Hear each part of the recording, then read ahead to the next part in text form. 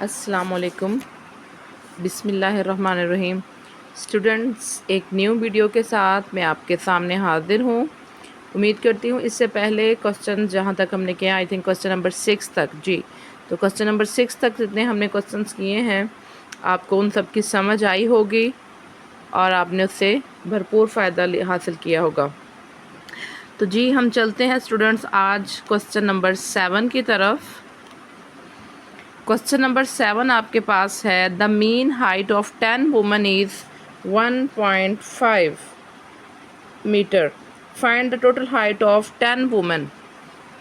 तो जी इस क्वेश्चन में हमने सबसे पहले क्या बताना है जी, हमें गिवन क्या है, नंबर ऑफ वुमेन है 10, मीन हाइट आपको गिवन है 1.5 मीटर, टोटल हाइट आपने जी फाइंड करनी है। तो हमें पता है फार्मूला क्या है, summation x over n which is equal to x bar, या mean is equal to summation x over n, ये हमारा फार्मूला है। अब हमारे पास जो वैल्यूज़ गिवन है वो हमने पुट कर देनी है। 1.5 which is equal to summation x over 10, 10 इधर जाके 1.5 से मल्टीप्लाई हो जाएगा तो ये आपके पास बन जाएगा 15 मीटर। तो इस तरह से आपके पास समेशन x क्या हुआ है हासिल, 15 मीटर हासिल हुआ है आपके पास। तो इसके साथ हम नेक्स्ट क्वेश्चन की तरफ चलते हैं। Question number 8, the mean length of 5 ribbons is 15.5 metre, कि मीन लेंथ 5 रिबन्स की कितनी है 15.5। फिर इसी तरह मीन लेंथ 4 रिबन्स की है 14.75। अब क्वेश्चन है find the length of 5th ribbon. आपके पास 5 रिबन्स की मीन लेंथ गिवन है, 4 रिबन्स की भी मेन लेंथ गिवन है, फाइंड करनी है 5th रिबन की लेंथ हमने, ठीक है। तो अब हमने इसको लिख लिया जी, मेन लेंथ ऑफ 5 रिबन्स, इसको हमने x5 का नाम दे दिया जो कि 15.5 मीटर है। इसी तरह मेन लेंथ ऑफ 4 रिबन्स जो है वो x4 का नाम दे दिया, और ये आपके पास है 14.75। फिर नंबर ऑफ रिबन्स को हमने अलग से मेंशन कर दिया, कितने हैं पहले N5, मतलब उसमें 5 रिबन है, N4 जो है उसमें 4 रिबन्स है, ठीक हो गया। उसके बाद फिर जैसा कि हम जानते हैं जो हमारा फार्मूला है उसी के अकॉर्डिंग अब X5 जो है 5 रिबन है चूँकि इसमें, तो X1 X2 X3 X4 और X5, और नंबर ऑफ़ रिबन कितने हैं 5। इसी तरह इसमें हमें नंबर ऑफ़ रिबन इसी वैल्यू में n की 5 की जगह पे उसकी वैल्यू पुट कर दी है 5, ये 5 इस साइड पे जाके मल्टीप्लाई हो रहा है तो 5x बार, और ये किसके बराबर आ गए हैं जी 5 जो रिबन है X1 X2 X3 X4 and X5 के, इसको हमने इक्वेशन नंबर 1 का नाम दे दिया। इसी तरह आगे फिर आप X4 के साथ इसी चीज़ को कर रहे हैं, X1 X2 X3 X4, और इसको N4 पे डिवाइड कर रहे हैं। फिर N4 की वैल्यू पुट की, 4 इस साइड पे जाके मल्टीप्लाई आएगी तो 4x4 हो जाएगा, इसको हम इक्वेशन नंबर 2 कह रहे हैं। फिर सब्ट्रैक्ट करेंगे जी हम इक्वेशन नंबर 2 को किससे, इक्वेशन नंबर 1 से। Subtracting equation number 2 from equation number 1 we get 5x5 minus 4x4, ठीक है। ऊपर जो हमने मीन वैल्यू निकाली हैं वो इसकी जगह लिख दी हैं, उसमें से हम इसको माइनस कर रहे हैं। यहाँ पर भी ये 5 वैल्यूज़ गिव आ गई हैं हमारे पास, ये 4 हैं, इसमें से जब इसको माइनस करेंगे और x की 5 और 4 की वैल्यूज़ हमने पुट कर दी यहाँ पे।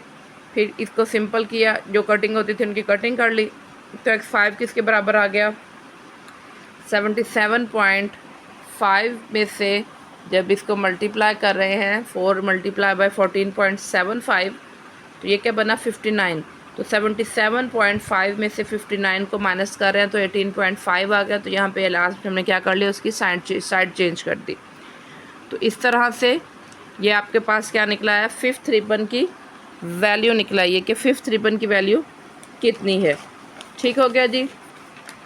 तो इस तरह के क्वेश्चन पेपर में अक्सर आते रहते हैं, तो लाजमन इनको प्रैक्टिस इन क्वेश्चन की किया करें और गौर से देखा करें। तो इसी तरह आगे भी इस वीडियो में मैं आपको बताऊंगी वो क्वेश्चन जो कि पेपर में आपके पास आएंगे। एक और चीज़, मैं आपको हर एक्सरसाइज से पहले डेफिनेशन ज़रूर बताती हूँ, ठीक है ना।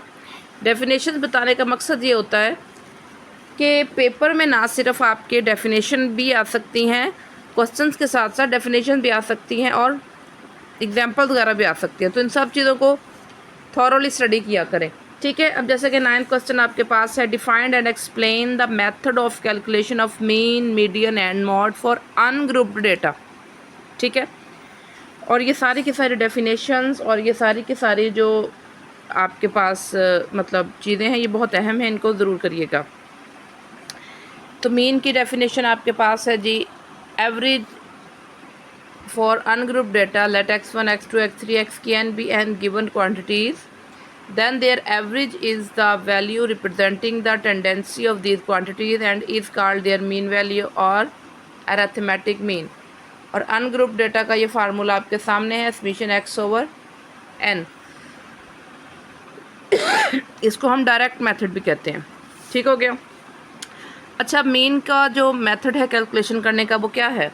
The mean is calculated by adding all the values and then dividing it by the total number of values, कि जितनी भी आपके पास x की वैल्यूज़ गिवन होंगी आपने उन सबको ऐड करना है और जितने नंबर होंगे उन सब को गिन लेना है कितने नंबर हैं, और वैल्यूज़ जिनका आपने सम किया है उसको उन नंबर्स पे डिवाइड करके आपके पास क्या निकलाएगा जी? मीन निकलाएगा।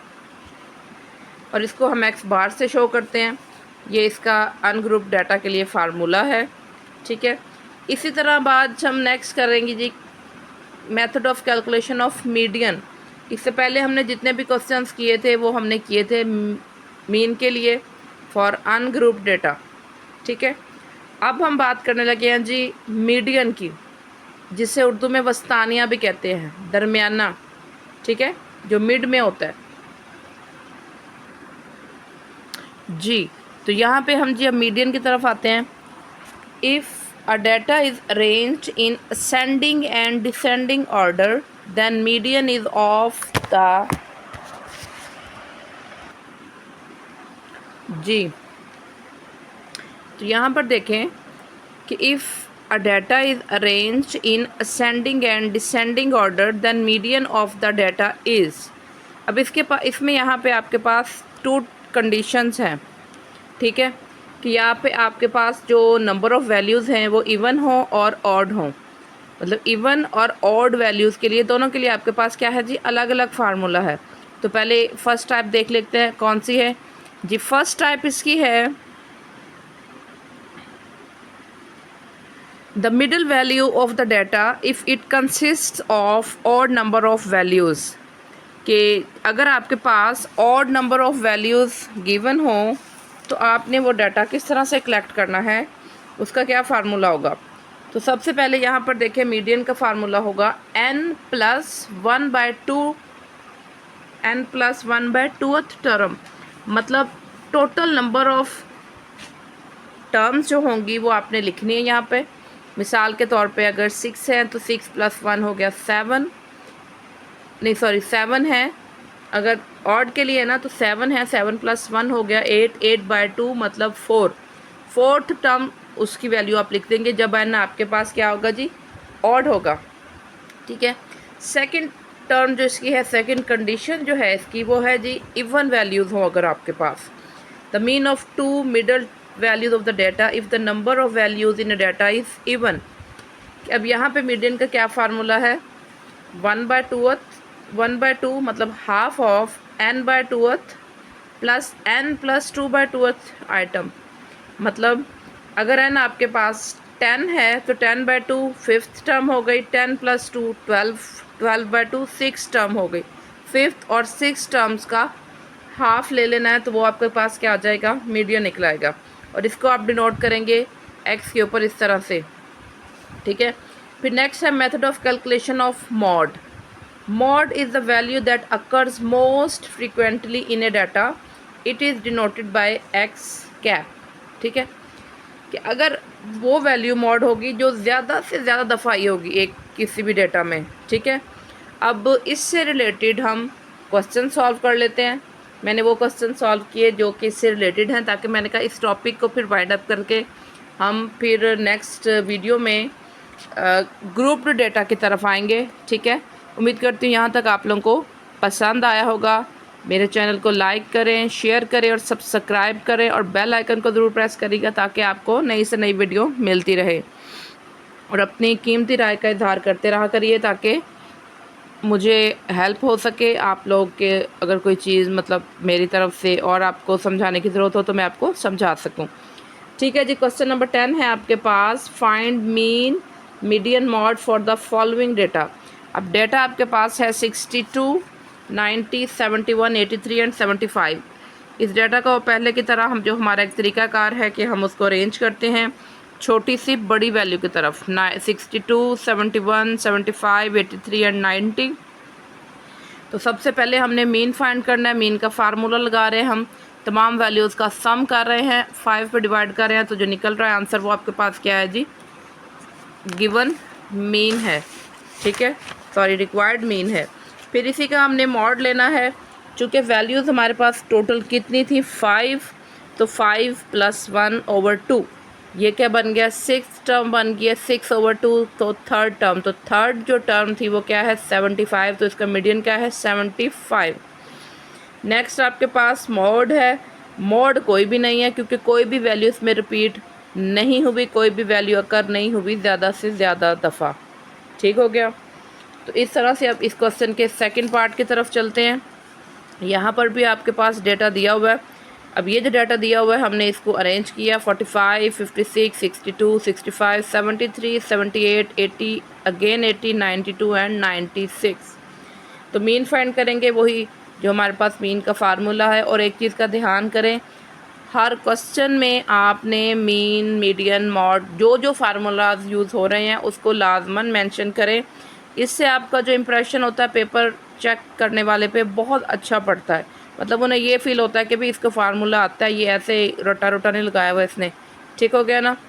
तो ये हमने फिर सारी वैल्यूज़ लिखी हैं, उनको एन पे डिवाइड करेंगे। ये सम करके आया है आपके पास 727। 10 पे डिवाइड किया तो क्या आ गया 72.7। इसका नेक्स्ट हम मीडियन ले रहे हैं। अब चूंकि इसमें 10 टर्म्स थी तो ये इवन नंबर है। इवन नंबर के लिए हमारे पास ये फार्मूला है।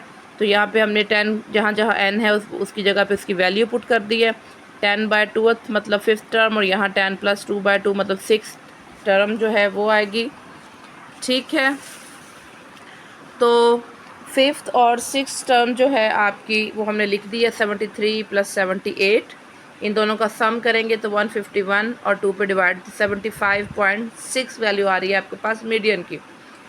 फिर इसी तरह मॉड जो है आपके पास क्या आ रहा है 80, क्योंकि 80 है आपके पास 2 टाइम, सबसे ज़्यादा दफ़ा 80 आया है, मोस्ट फ्रीक्वेंटली 80 है आपके पास। ठीक हो गया।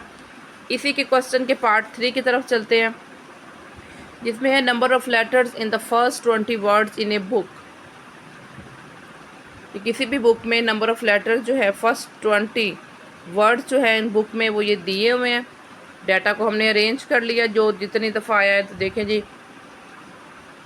6 टाइम 2 आया है, 8 टाइम 3 आया है, 3 टाइम 4 और 5 आए हुए हैं। तो इसका पहले मीन निकाल लिया 63/20, ये आपके पास आ गया जी 3.15। अब 20 चूँकि हमारे पास इवन नंबर है सो इवन नंबर का फार्मूला लगा के हम मीडियन फाइंड करेंगे। ठीक हो गया। अच्छा जी, अब यहाँ पे हमारे पास 10th और 11th टर्म बनी है। तो वो 10th और 11th टर्म 3 और 3 है। 6/2 तो आपके पास मीडियन इसका निकला है 3 और मॉड भी इसका 3 है क्योंकि 3 जो है आपके पास 8 टाइम आया सबसे ज़्यादा। अब यहाँ पर एक और चीज़ आपने नोट की हो या ना हो तो अब कर लीजिए।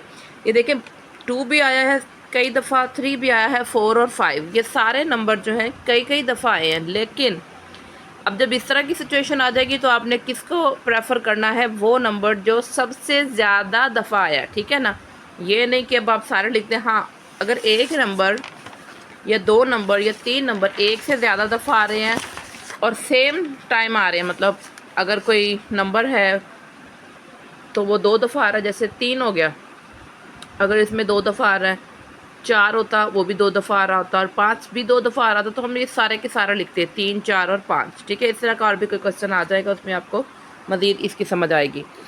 फिर है जी टेंथ क्वेश्चन का fourth part, the number of calories in 9 different beverages of 250 millimetre bottles.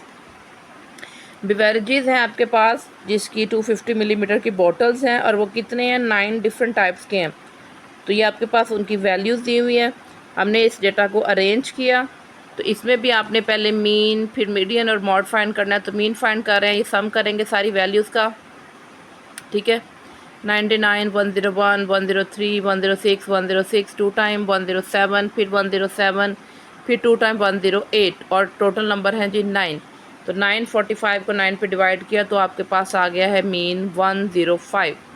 अब चूँकि यहाँ पर मीडियन जो है ऑड नंबर है तो यहाँ ऑड नंबर का फार्मूला लगेगा n+1/2। n आपका 9 था तो 9 + 1 10 हो जाएगा। तो 10/2 फिफ्थ टर्म आएगी। और यहाँ आपने जैसे मैंने मेंशन किया है n इज़ ऑड, तो जिस क्वेश्चन में ये इस तरह से दिया हुआ होगा मतलब ऑड होगा तो आप वहाँ ज़रूर मेंशन करिए। इन छोटी छोटी चीज़ों के लिखने से काफ़ी फ़र्क पड़ता है क्वेश्चन को, आपका इम्प्रेशन भी अच्छा पड़ता है और मतलब छोटी छोटी चीज़ें जो है अच्छे से समझ आ जाती हैं। पेपर सॉल्व करते हुए आपने इस चीज़ का ध्यान रखना है कि आपने पेपर चेक करके सामने हर चीज़ को खोल कर बयान करना है। मतलब आपने ये समझाना है कि जो पेपर चेक करने वाला है वो बिल्कुल ब्लैंक है, उसे कुछ नहीं पता, सारा कुछ आपको पता है। तो आपको जो जो पता है आपने वो सब पेपर में लिख देना है, ठीक है। तो यहाँ से मॉड आपके पास 3 आ रहे हैं, 106, 107 और 108, ठीक है। इसके साथ हम क्वेश्चन नंबर 11 की तरफ चल रहे हैं। तो क्वेश्चन नंबर 11 है आपके पास, the following distances in kilometre were travelled by 40 students to reach their school. कि 40 स्टूडेंट्स हैं, उनके पास जो है वो डिस्टेंस है ट्रैवल जिसने जितना किया, कोई कौन कितनी दूर से आ रहा, कोई कितनी दूर से। तो यहाँ पर भी हमने मीन मीडियन और मॉड फाइंड करना है। इस डेटा को हमने अरेंज करना है। ये देखिए हमने इसको अरेंज किया, 4 टाइम 1 है, फिर 2, 3, 4 है, फिर 4 टाइम 5 है, 2 टाइम 6 है, फिर 7 है, 2 टाइम 8, फिर 2 टाइम 9, फिर 4 टाइम 10, 3 टाइम 12, 14, 3 टाइम 15, 16, 18, इसी तरह से आगे सारा। अब इसमें भी हमने मीन फाइंड करना है सबसे पहले। तो मीन का आप फार्मूला लिखेंगे और इन सब वैल्यूज़ को आपने सम कर लेना है। तो ये सारी की सारी आप इसी तरह से कैलकुलेटर पर लिखेंगे और उनको सम करेंगे तो क्या निकलाएगा आपके पास, इसका सम इन सब वैल्यूज़ का, जितनी भी एक्स की वैल्यूज़ गिवन है हमारे पास। तो 972 और टोटल नंबर कितने हैं, ये 40 वैल्यूज़ है, ठीक है। 972 को जब आप 40 पे डिवाइड करेंगे तो क्या आ जाएगा जी 11.8, ठीक है। नेक्स्ट आपके पास आ गया जी मीडियन, और अब आप मीडियन निकालेंगे। चूँकि यहाँ पर 40 इवन नंबर है तो फिर हमने इसके ऊपर इवन का फार्मूला यूज़ करना है जी। तो चूँकि 40 आपके पास इवन नंबर है तो इवन नंबर का हम फार्मूला लगाएंगे 40/2, ठीक हो गया। फिर 40 + 2/2 मतलब ये आपके पास 20 और 21 टर्म बनेगी। तो 20 टर्म पे 10 है, 21 टर्म पे भी 10 है, इनका सम करके 2 पे डिवाइड करेंगे तो क्या आ गया आपके पास 20/10 2 = 10, ठीक हो गया। 10 आपके पास मीडियन है और मॉड आपके पास आ गया जी 1, 5 और 10, क्योंकि 1, 5 और 10 ये तीनों 4 दफ़ा इसमें आए हैं। मैं आपको इससे पहले यही बता रही थी ना। तो उम्मीद करती हूँ आपको मेरी ये वीडियो पसंद आई होगी। तो इस चैनल को, मेरे चैनल को लाइक करें, शेयर करें, सब्सक्राइब करें और बेल आइकन को ज़रूर प्रेस कर दें ताकि हर आने वाली वीडियो आप तक पहुँच सके। अपना ख्याल रखिएगा। अल्लाह हाफिज़।